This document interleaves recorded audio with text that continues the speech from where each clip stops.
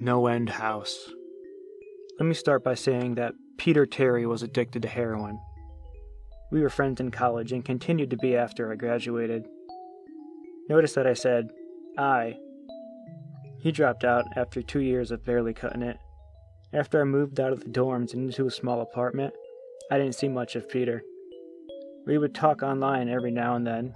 AOL Instant Messenger was king in pre-Facebook years. There was a period where he wasn't online for about 5 weeks straight. I wasn't worried. He was a pretty notorious flake and a drug addict, so I assumed he just stopped caring. Then one night, I saw him log on. Before I could initiate a conversation, he sent me a message. "David, man, we need to talk." That was when he told me about the NoEnd house. It got that name because no one had ever reached the final exit. The rules were pretty simple and cliché. Reach the final room of the building, and you win $500. There were 9 rooms in all. The house was located outside the city, roughly 4 miles from my house. Apparently, Peter had tried and failed. He was a heroin and who knows what the fuck else addict. I figured the drugs got the best of him and he wigged out at a paper ghost or something. He told me it would be too much for anyone, that it was unnatural. I didn't believe him.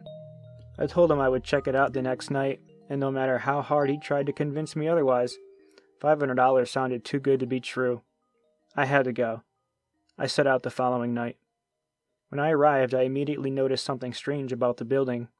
Have you ever seen or read something that shouldn't be scary, but for some reason a chill crawls up your spine? I walked towards the building, and the feeling of uneasiness only intensified as I opened the front door. My heart slowed, and I let a relieved sigh leave me as I entered. The room looked like a normal hotel lobby decorated for Halloween. A sign was posted in place of a worker. It read, "Room 1, this way. 8 more follow. Reach the end, and you win." I chuckled and made my way to the first door. The first area was almost laughable. The decor resembled the Halloween aisle of a Kmart, complete with sheet ghosts and animatronic zombies that gave a static growl when you passed by. At the far end was an exit. It was the only door besides the one I entered through. I brushed through the fake spider webs and headed for the second room. I was greeted by fog as I opened the door to room 2. The room definitely upped the ante in terms of technology. Not only was there a fog machine, but a bat hung from the ceiling and flew in a circle. Scary. They seemed to have a Halloween soundtrack that one would find in a 99-cent store on loop somewhere in the room.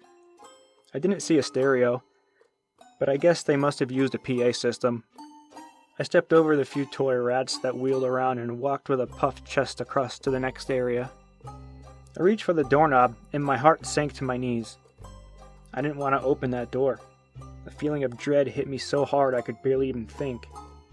Logic overtook me after a few terrified moments, and I shook it off and entered the next room.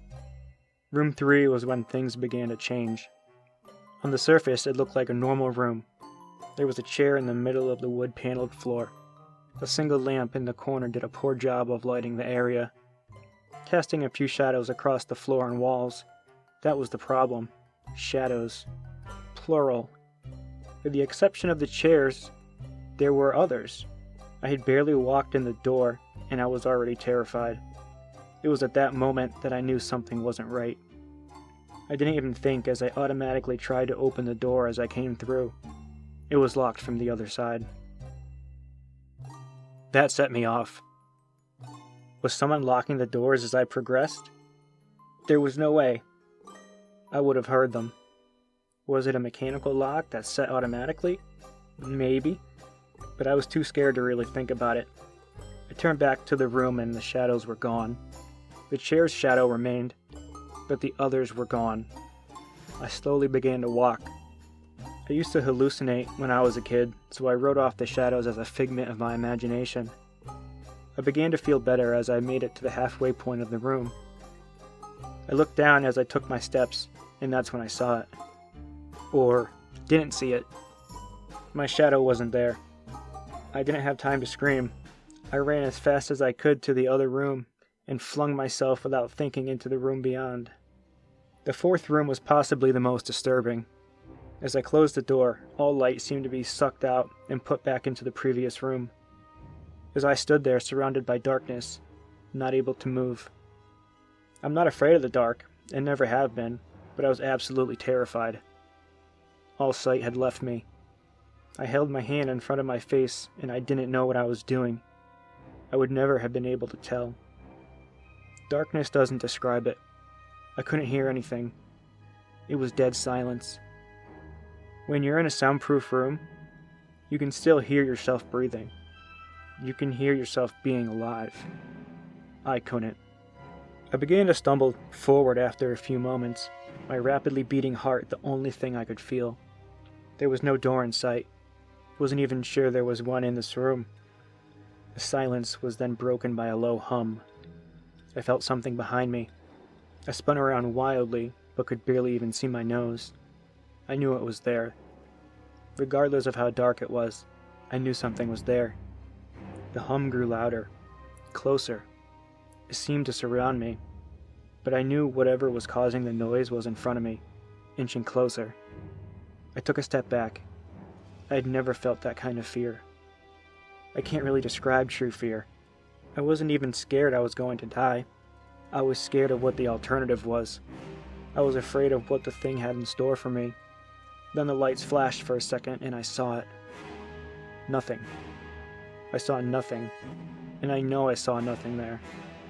The room was again plunged into darkness and the hum became a wild screech. I screamed in protest.